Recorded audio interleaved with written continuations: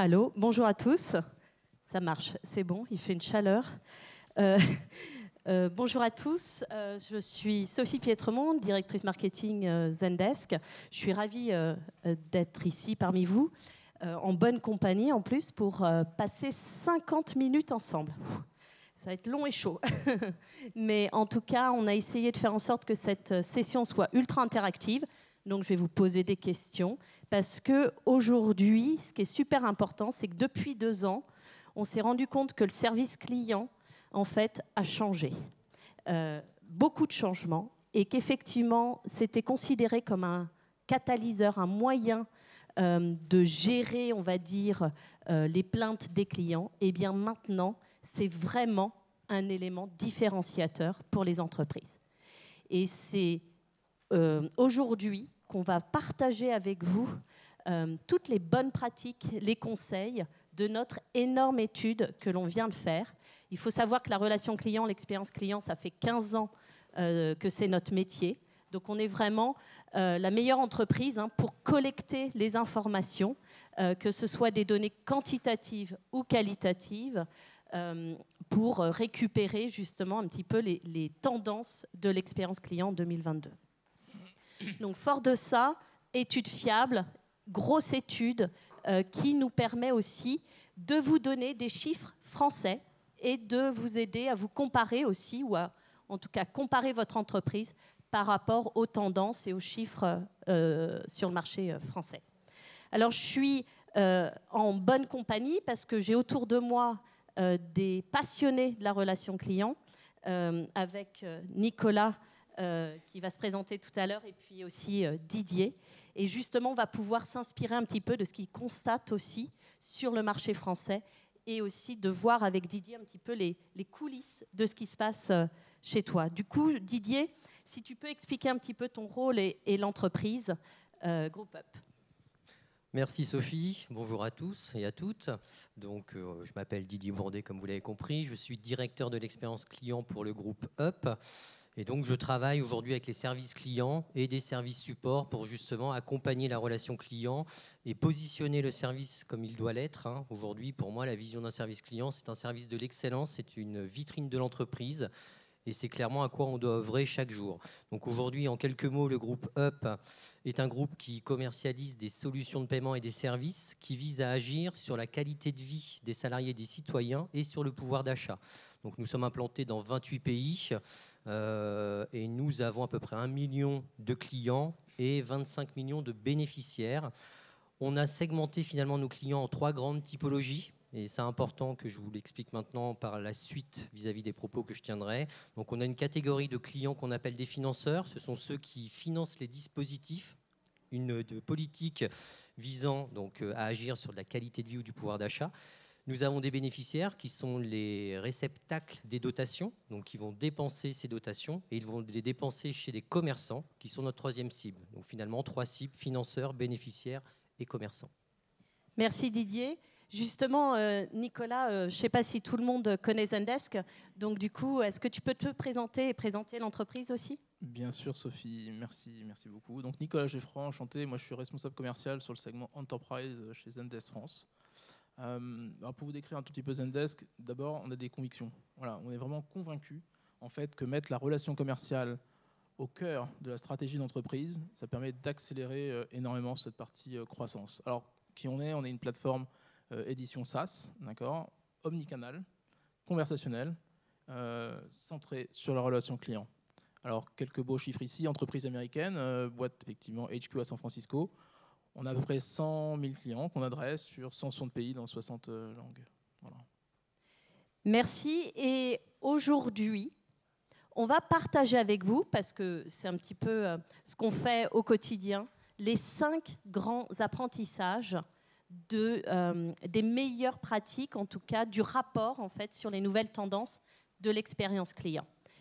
Et ce qui est important aussi de comprendre, c'est pourquoi ce rapport et comment il a été fait. En fait, on est allé interroger tous les professionnels, à peu près 4000 professionnels, plus de 3000 clients consommateurs et près de 97 000 clients Zendesk à travers plus de 21 pays.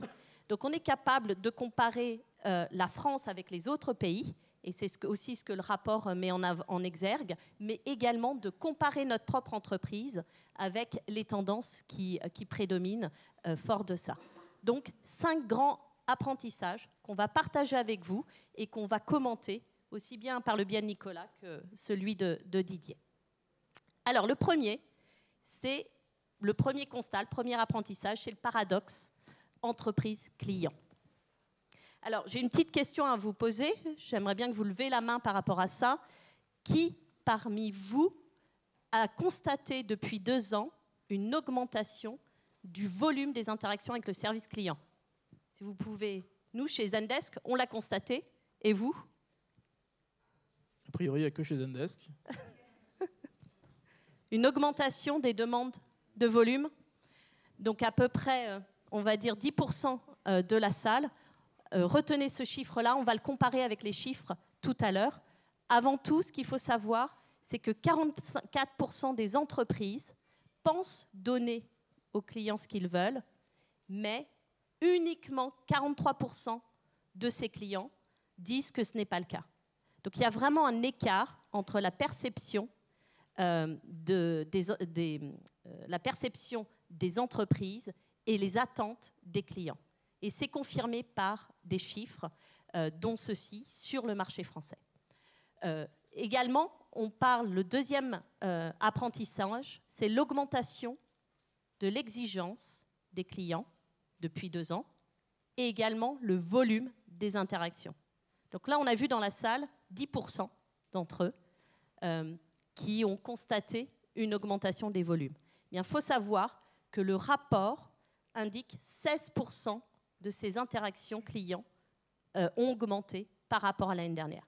Ça fait 4 ans, c'est la 4e fois qu'on fait ce rapport, tous les ans. Donc du coup, on a cette possibilité de pouvoir comparer d'une année sur l'autre. Et autre chose aussi, une autre donnée qui est aussi également importante, c'est que 53% des clients déclarent justement que leur exigence a augmenté depuis la pandémie. Alors là, Nicolas, je pense que tu vois beaucoup de clients aussi sur le marché français. Est-ce que tu peux nous en dire un peu plus par rapport à ce chiffre-là?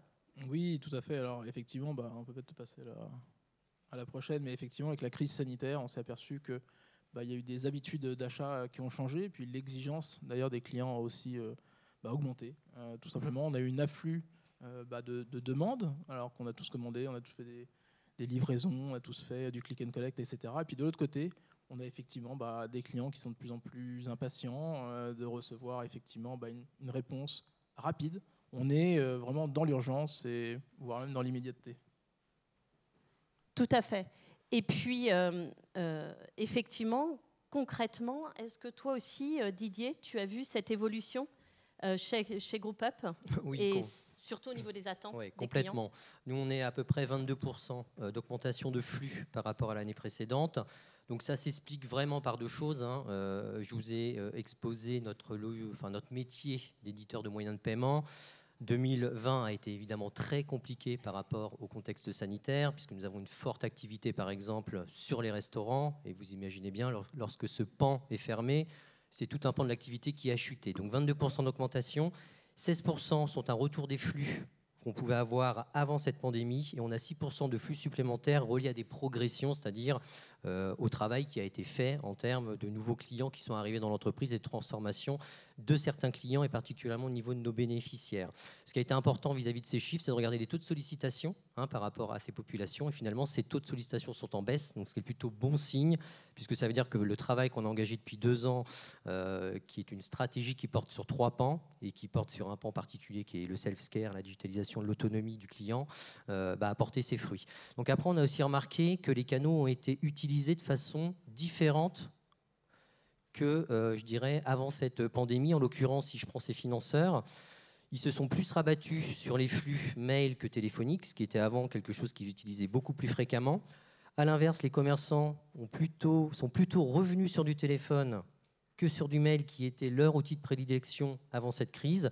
Et par contre, sur nos bénéficiaires, là, on a remarqué une explosion de tous les canaux, donc plus de sollicitations, mais on a surtout vu une appétence à tous les nouveaux canaux que nous avons mis en œuvre, qui apportent de la nouveauté et qui finalement correspondent aussi à leur quotidien. Et c'est là qu'on voit cette transposition finalement sociétale, hein, c'est-à-dire que ce qu'on utilise tous à titre personnel, si on peut l'utiliser dans le monde de l'entreprise ou vis-à-vis d'une entreprise, ça fait mouche. Donc on a vu une explosion de ces canaux-là, et en l'occurrence la messagerie, les chats. On a posé une expérience chat augmentée qui a été intéressante, et on a sorti un nouveau centre d'aide qui a été une très belle réussite, puisque si je donne quelques chiffres vis-à-vis de ça, alors il est concomitant à toutes nos cibles, hein, mais sur 3 mois d'existence par rapport à ce nouveau centre d'aide, nous avons eu 190 000 visites en 3 mois, 900 000 pages qui ont été consultées, et on a un taux de rebond de 14% suite à la visite sur ce site.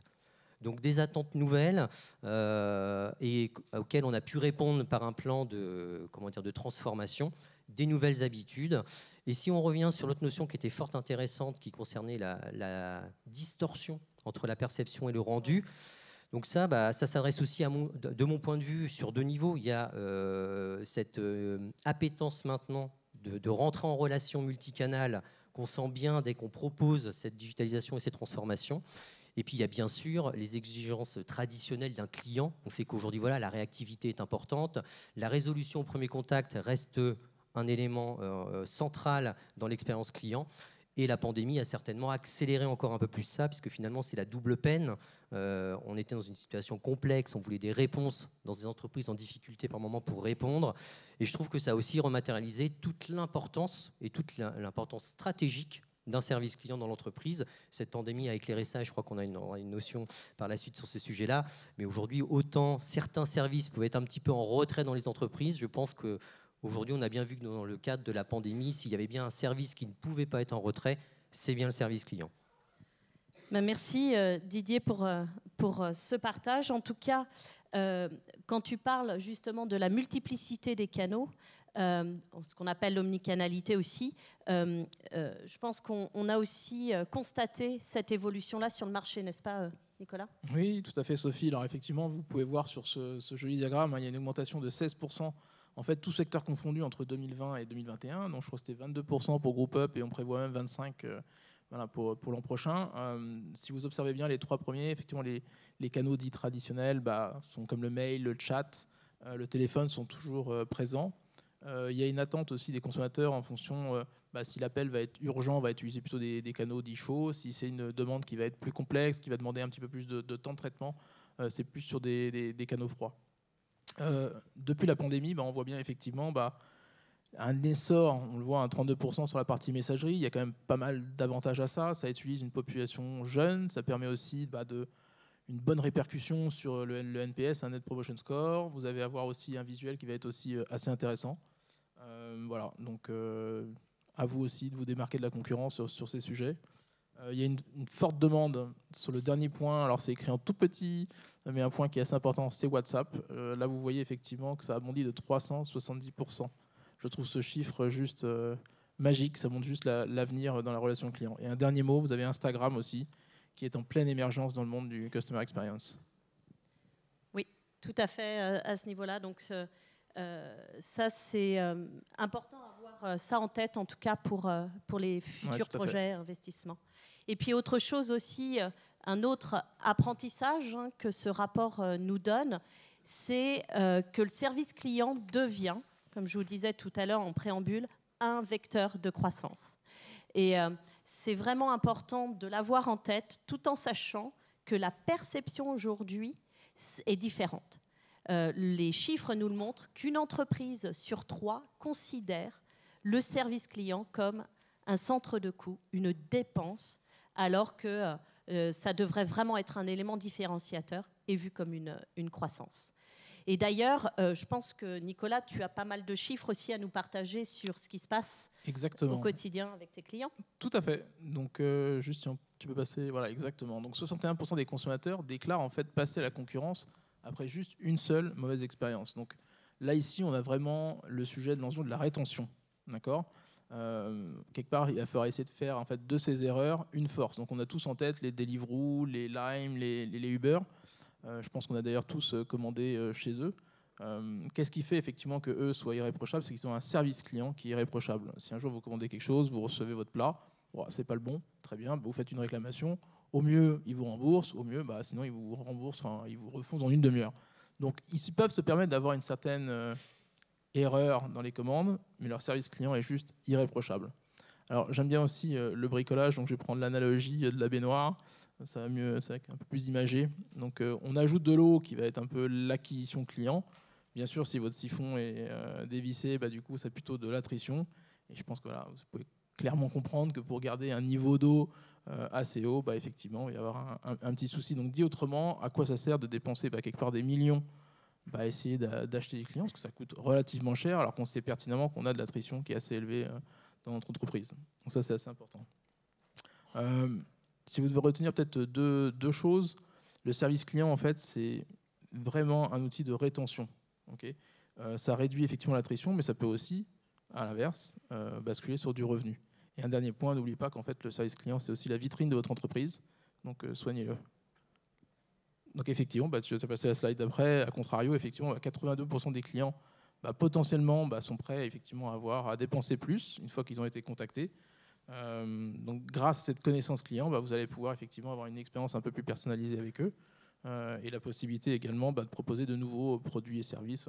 On a tous eu ça dans notre vie quotidienne pour 1 € de plus. Est-ce que vous voulez telle assurance quand vous avez contacté un service ?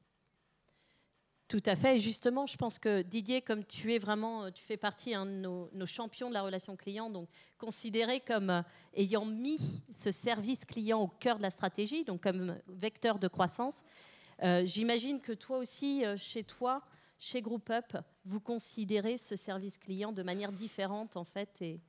Oui, c'est tout sauf un centre de coût, c'est un centre de profit. Pour moi, c'est un service de l'excellence, c'est un service stratégique de l'entreprise, c'est le service de la rétention client, c'est le service de la fidélisation. Donc je pense que tout est dit par ces quelques mots.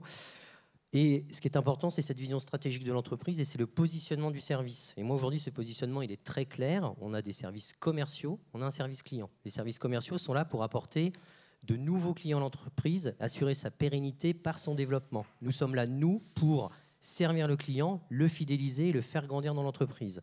Donc c'est pour moi quelque chose qui est extrêmement clair et qui provoque derrière évidemment de l'investissement et fortement une symétrie des attentions. C'est-à-dire que ce qui doit être bon pour nos clients doit être bon pour nos clients internes et externes. Et on ne peut pas estimer faire de la qualité si nous-mêmes en interne, on n'est pas au clair vis-à-vis de cette approche. Donc c'est tout sauf un centre de coût. C'est clairement un service de l'excellence et stratégique de l'entreprise. En tout cas, de mon point de vue. Tout à fait. Et puis, quand on dit, justement, quand on parle de croissance, on parle de stratégie d'entreprise, on parle d'investissement. Et donc, effectivement, il y a un point qui est important, c'est quand on parle d'investissement, il faut que le comité de direction des entreprises soit impliqué. Et donc, on arrive au 4e apprentissage. Bon, je pense que vous le savez tous aussi, mais il faut mobiliser, bien sûr, les dirigeants, les chefs d'entreprise, les membres du COMEX, pour faire en sorte que cette croissance que ce service client soit vu comme un moteur de croissance. Alors, par rapport à ça, Nicolas, est-ce que tu peux nous en dire un petit peu plus sur le service client et se considérer comme une croissance en fait, sur les investissements, tout à fait. Alors, en fait, je pense il faut se donner maintenant les moyens d'agir. Donc, comme on peut le voir sur juste les chiffres derrière, 72% des dirigeants en fait, s'accordent à dire que le service client est une priorité. Et de l'autre côté, on a 40% d'entre eux qui déclarent que la direction n'est pas assez mobilisée sur ces sujets. Donc, en fait, à chaque fois qu'un client va contacter votre service client, il faut vraiment savoir ça comme une opportunité de pouvoir réviser un peu votre stratégie à leur rencontre. Oui, des chiffres importants qui montrent que justement, plan d'action à mettre en place, ultra important. Et aujourd'hui, ce n'est pas suivi. Et puis, j'imagine que de l'autre côté aussi... il y avait aussi la bonne nouvelle. C'est qu'il y a 30% en fait, des entreprises qui prévoient d'augmenter en fait, leur budget. Donc, c'est 10% cette année et 21% pour 2023. Ça, c'est la bonne nouvelle, dans l'investissement. Mais chez Group Up, le service client, le leadership est impliqué ? Oui, complètement. Et le slide d'avant était intéressant. Si tu peux juste revenir. Par rapport, 72% des dirigeants s'accordent à dire que c'est une priorité, mais que 14% sont mobilisés en ce sens. Et finalement, notre rôle, quel est-il? Je vais prendre ce terme-là. Je pense que nous sommes des provocateurs. Aujourd'hui, un responsable de service client ou un responsable de la direction de l'expérience client doit être un provocateur de son entreprise. Donc moi, ce leadership, je le porte en étant membre du comité de direction. Et donc, aujourd'hui, la mission que je me donne lorsque je suis dans ces instances, c'est de porter la voix du client interne et externe, encore une fois, puisque les deux, pour moi, sont indécorrélables, au niveau des plus hautes instances. Et ces instances sont riches, puisqu'elles sont multiculturelles, tous les services sont représentés, et potentiellement les services qui sont un petit peu plus loin de cette immédiateté de la relation client. Donc, qui, mieux que nous, pouvons agir, provoquer, raconter ce qui se passe au quotidien, et donc faire ces électrochocs. Et on voit bien ici cet écart. Alors, aujourd'hui, voilà, par rapport aux expériences, moi j'ai commencé, alors ça fait 2 ans que j'occupe ce poste chez Up, et très vite, ces constats, je les ai posés, et je les ai posés justement avec ce comité de direction. Et on a voulu donc travailler sur l'optimisation de cette expérience client, encore une fois par rapport à cette vision stratégique de ce qu'elle apporte pour l'entreprise, mais aussi remettre l'expérience client dans l'entreprise. Donc on a organisé, sous sponsoring de notre direction générale, un Grenelle client en 2020, et en fait on a fait participer l'intégralité des services à ce Grenelle. Et on a commencé par demander à chacun de se positionner dans l'expérience client pour s'assurer que chacun était capable de mettre une croix à un endroit dans l'expérience client. Et c'est des exercices qui sont intéressants puisque finalement, ça peut être très spontané pour un certain nombre de personnes ou de services et un peu moins pour d'autres. Et une fois qu'on a fait ça, on a déterminé une nouvelle stratégie, une nouvelle expérience qu'on souhaitait. Et c'est là qu'on a fabriqué un plan, alors qui a commencé en 2020, mais de façon un petit peu difficile et chaotique, mais qu'on a grandement accéléré en 2021. Et ce plan-là, comme je vous le disais, a porté sur 3 pans. On a travaillé sur l'organisation. Il ne faut pas penser que l'organisation résout les problèmes, mais c'est un premier niveau de réponse potentielle à des problèmes, un plan de digitalisation et un plan d'engagement. L'organisation, on l'a travaillé en voulant justement prendre l'axe de l'expérience client. Et avant, nous avions des services qui étaient un petit peu distincts, qui étaient des services pourtant en première ligne de la relation client. Donc on a regroupé dans une seule direction tous ces services de la relation immédiate client. On a mis dans des mêmes bureaux, c'était 3 services, ces 3 expertises, et on les a fait travailler ensemble autour d'un même client. Et on a commencé à mettre de la segmentation et du portefeuille pour repersonnaliser la relation et humaniser la relation. Sur la digitalisation, donc c'est l'omnicanalité qui reste effectivement une accélération qu'on a voulu poser. On avait un grand élément qui était ce fameux centre d'aide.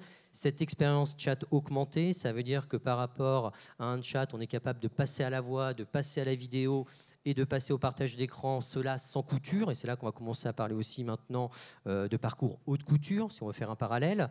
Et le dernier point était sur l'engagement. On a revu toute notre promesse client, nos délais de traitement par typologie d'actes qu'on a incrémenté dans nos outils pour faciliter le travail de nos collaborateurs. On a revu nos couvertures horaires et tout ça, c'est aussi finalisé par un investissement sur l'homme puisque nous avons aussi procédé à des augmentations, on va le dire de façon très terre à terre, mais salariales de nos acteurs de la relation client pour recorréler le discours. On ne peut pas dire que c'est un service stratégique si ces personnes-là ne se sentent pas considérées au niveau de la stratégie qu'on y pose.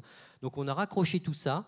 On est aujourd'hui en bon avancement sur ce plan d'action. Et il y a un élément qu'on suit qui s'appelle aujourd'hui le NPS que vous connaissez, qui a plus de doublé en 1 an, puisqu'on a bien senti cette mobilisation et cette différenciation par rapport à ce qu'on a pu opérer les années précédentes. Donc tout ça, ça porte par le bon positionnement de l'expérience client et l'accaparation des sujets par les instances les plus hautes de l'entreprise.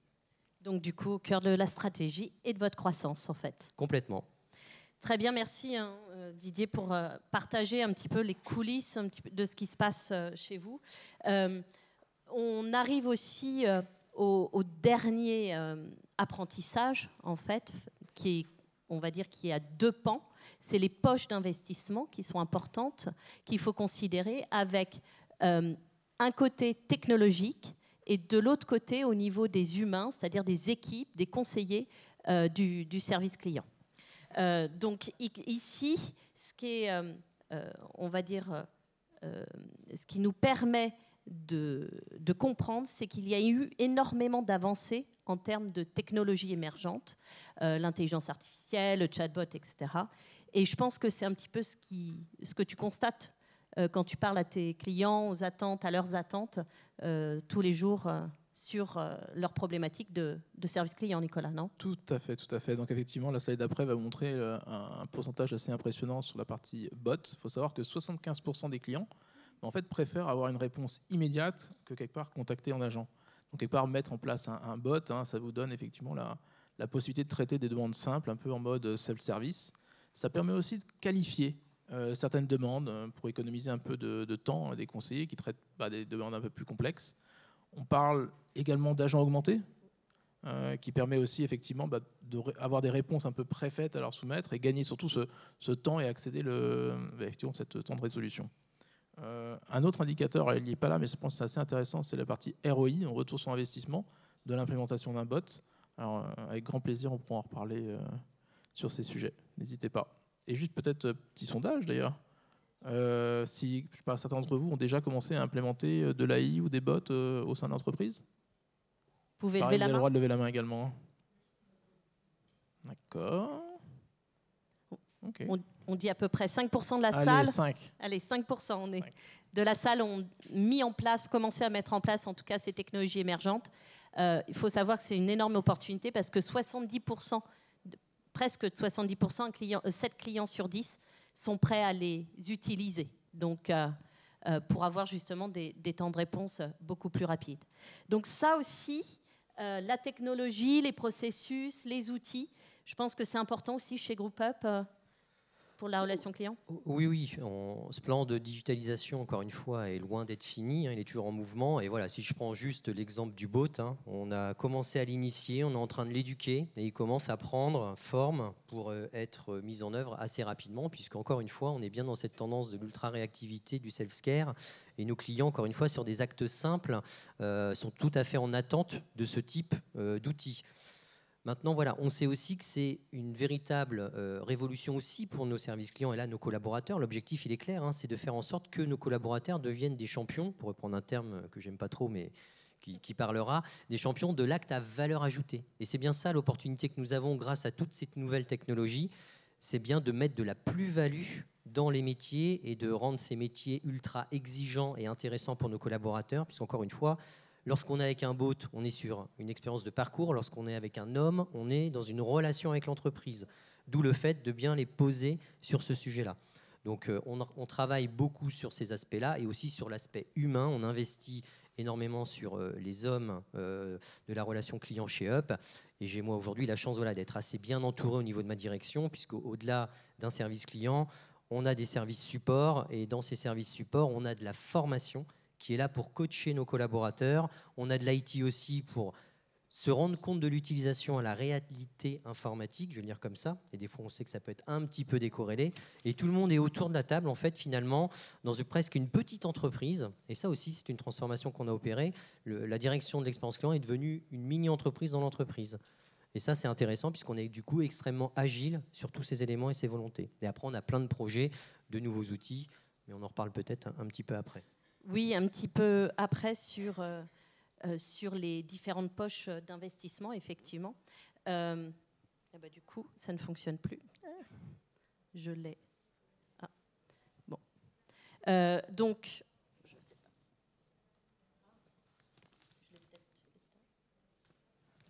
C'est le fluide.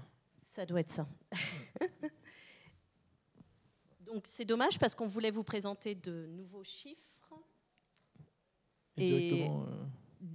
Donc ces chiffres que vous pouvez retrouver dans notre rapport sur le marché français. Donc on a à peu près un rapport de 40 pages qui rentre énormément dans le détail de tous ces chiffres, qui vous en propose même d'autres par rapport à vos problématiques. Et ça vous permet un petit peu de pouvoir justement négocier peut-être les investissements ou alors pas uniquement négocier, mais faire une présentation un petit peu des retours des différents experts à ce niveau-là. Du coup, non, bien un petit peu avant. Là, on parle des investissements, des poches d'investissement. On a vu les investissements sur la technologie. Et maintenant, bien sûr, on allait parler des investissements, des poches d'investissement sur le bien-être des conseillers. Et ça, c'est quelque chose d'ultra important. Le rapport met énormément en exergue le bien-être, éviter de malmener, surmener un petit peu ce seul lien humain qui a eu lieu pendant les 2 ans de pandémie entre les clients et la marque. C'était vraiment ces conseillers. Donc aujourd'hui, on a des chiffres. Alors si je me rappelle, je pense qu'il y a 58% des agents, des conseillers du service client qui considèrent que leur rôle est important. 58%, c'est bon, j'avais le bon chiffre. Nous les avons. Alors que de l'autre côté, 40% d'entre eux déclarent lors de cette étude qu'ils, justement, ne sont pas aussi bien traités que les autres départements de l'entreprise.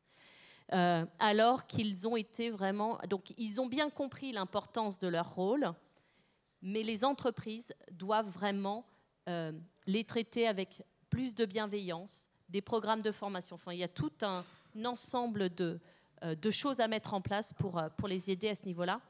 Et je pense que la prochaine, Nicolas, tu dois avoir aussi quelques éléments à partager. Oui, tout à fait. Bon, on va parler un petit peu du mécontentement des conseillers. En fait, effectivement, la première pandémie, ça a mis un peu un coup de projecteur sur ces personnes-là qui étaient franchement au front, avec évidemment en première ligne, avec beaucoup plus de pression. Moi, je vais peut-être vous raconter une anecdote un peu plus personnelle, on va dire. Effectivement, premier confinement, j'ai dû, comme pas mal, acheter un tapis de course. On ne pouvait pas les faire, les magasins, et comme vous voyez, je m'en suis bien servi. Voilà, tout ça pour dire que moi, j'ai eu, comme tout le monde, des problèmes en fait, de livraison. Donc, il a fallu que j'interagisse avec le service client, et ça a été compliqué parfois. Voilà. Juste pour vous dire qu'effectivement, ils étaient en première ligne. Moi, en tant que client, je n'étais pas forcément content. Donc, c'est vraiment important que vous puissiez effectivement... soigner un petit peu ces conseillers. Alors, quels enseignements par rapport à cela dans l'expérience client? Je pense qu'il faut commencer déjà par bien les outiller, vos agents. 83% en fait, des dirigeants disent que ces agents jouent un rôle vraiment important au sein de l'entreprise et surtout dans la rétention de leurs propres clients. On parle aussi de conduite du changement, dans l'accompagnement, dans la formation de ces personnes-là. Ça, c'est quelque chose de vraiment très important. Le métier du conseiller également. Ça, on ne le met pas assez en valeur de temps en temps. Métier difficile, certainement peu valorisé. Chez Zendesk, on aime bien aussi la symétrie des intentions, dire que un conseiller qui fait bien son travail, effectivement, ça va se ressentir aussi sur le client qui va assister au quotidien. Oui, et puis quand on regarde un petit peu ce qui peut arriver aussi chez les entreprises, au niveau des équipes, qui sont en interne au niveau de la relation client, il y a pas mal d'innovation, je trouve, dans la façon d'investir sur ces équipes, sur ces conseillers. Oui, c'est le même parallèle. Un service commercial qui ne vend plus ou mal, ça pose problème. Un service client qui ne répond plus ou mal, ça pose problème. Le parallèle, il est juste extrêmement limpide. Donc, je vais pas revenir sur, je dirais, cette considération, cette symétrie des attentions, ce qu'on a pu faire en termes d'accompagnement, de formation, de rémunération aussi, pour aligner encore une fois la stratégie et les ambitions. Aujourd'hui, nous, la posture que l'on prend vis-à-vis de nos experts de la relation client, c'est de les intégrer directement dans la stratégie. C'est-à-dire qu'on ne construit plus pour eux, on construit avec eux. Ça veut dire qu'on est constamment en test and learn, on propose des solutions, on fait des workshops, on leur montre, on leur explique tout dans une transparence totale et on fait toujours attention de ne jamais opposer l'outil à l'humain. Il faut que les choses soient très claires. Ce que l'on fait, c'est pour améliorer le quotidien, leur quotidien et celui de nos clients.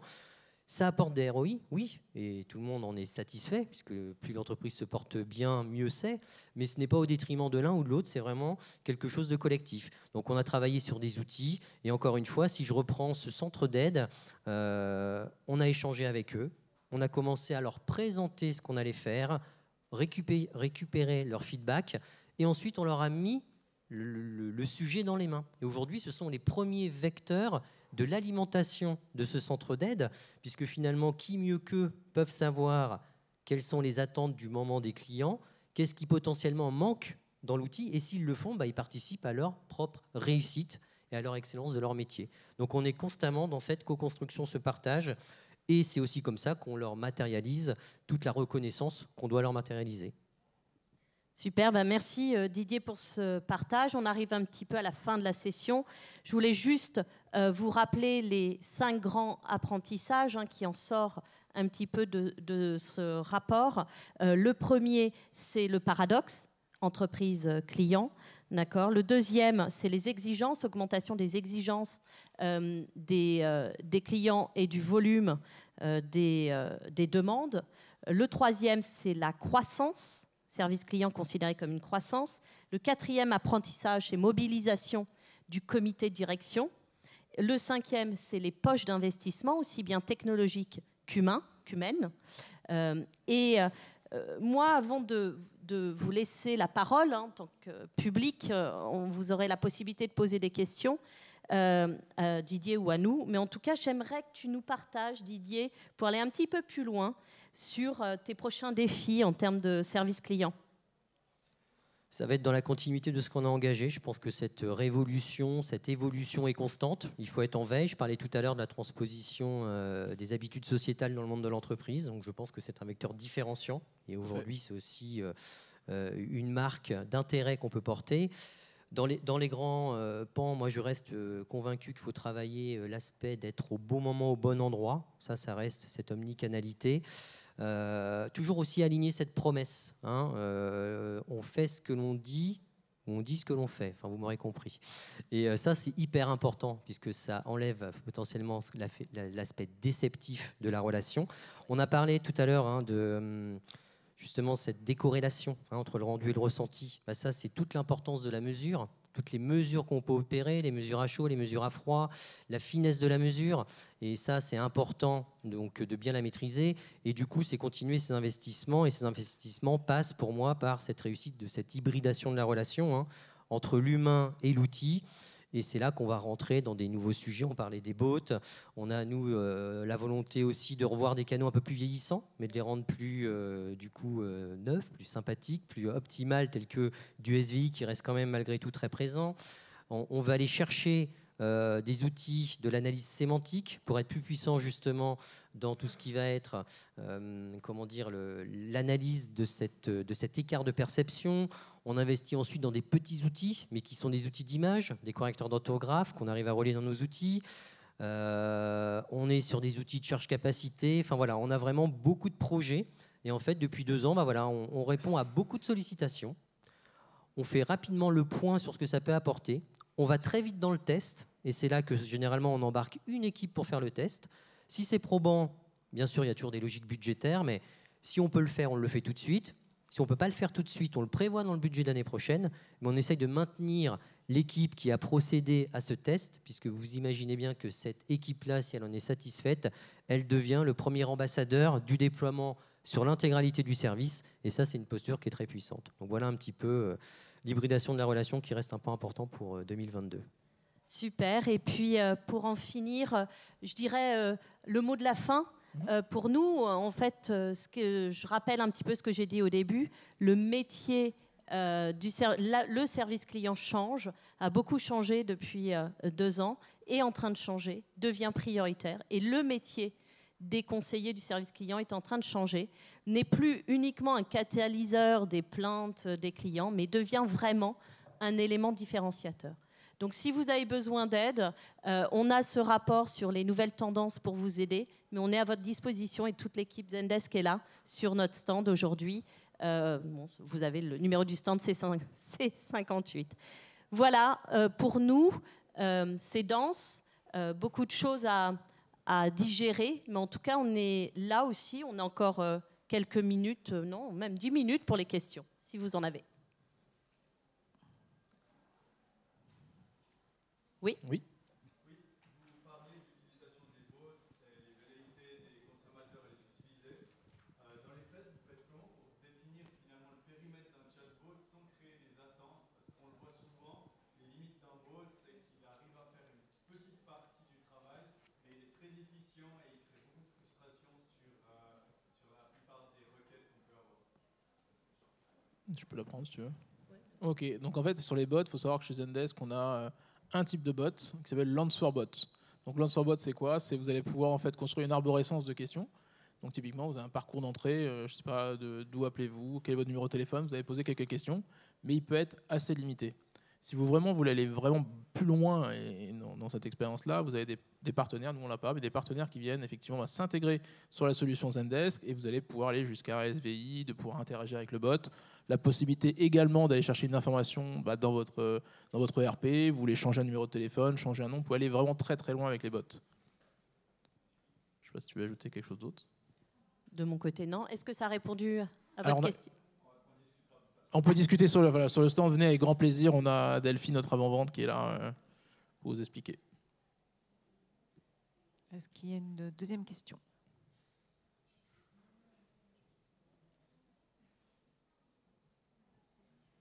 Oui, il fait un peu chaud, donc c'est peut-être ça aussi. C'est peut-être ça, tout le monde s'en un peu à dormir. C'est la fin de la journée. Alors. Et c'est la fin de la journée, oui. C'est ça.